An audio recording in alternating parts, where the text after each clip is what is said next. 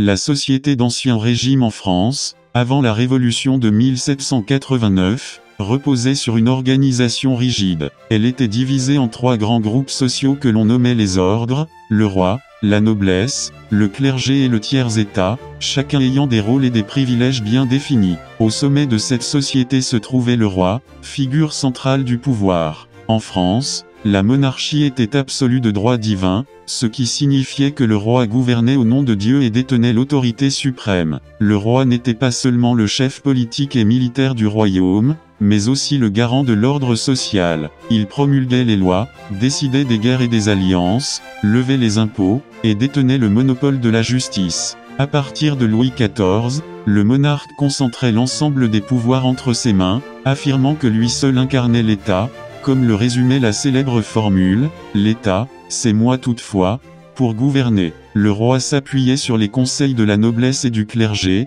tout en cherchant à maintenir une certaine paix entre les différentes classes sociales. Juste en dessous du roi, la noblesse occupait une position de prestige et de privilège. La noblesse se divisait en 2 groupes principaux, la noblesse d'épée et la noblesse de robe. La noblesse d'épée regroupait les descendants des seigneurs du Moyen-Âge, dont le rôle initial était de défendre le royaume militairement. La noblesse de robe, quant à elle, était composée de ceux qui avaient acquis leur titre par l'achat de charges publiques ou judiciaires, souvent sous forme de magistrature.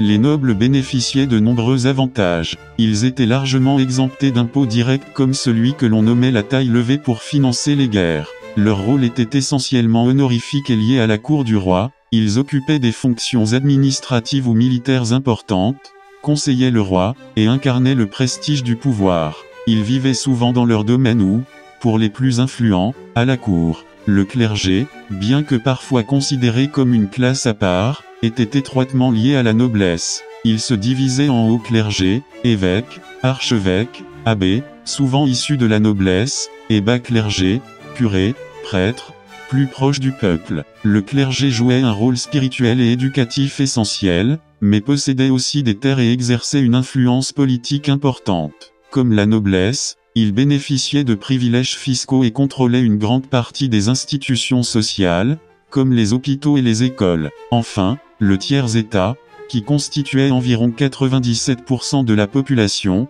rassemblait l'ensemble des personnes n'appartenant ni à la noblesse ni au clergé. Il regroupait une diversité de groupes sociaux, des paysans, qui représentaient la majorité et travaillaient la terre, aux bourgeois, artisans et commerçants des villes. Ce groupe était le moteur économique du royaume, mais c'était aussi celui qui supportait l'essentiel des impôts, comme la taille ou la gabelle, taxe sur le sel. Contrairement à la noblesse, les membres du tiers-état n'avaient aucun privilège et peu de droits politiques. La bourgeoisie, qui s'enrichissait grâce au commerce et à l'industrie, commençait cependant à remettre en question cet ordre social rigide et à aspirer à plus d'influence et de reconnaissance. En résumé, l'organisation de la société d'Ancien Régime reposait sur une organisation claire et rigide. Le roi détenait le pouvoir absolu, la noblesse et le clergé profitaient de privilèges et de richesses, tandis que le tiers-état, bien que majoritaire, subissait le poids des inégalités. Cette structure, fondée sur le maintien de l'ordre et des privilèges,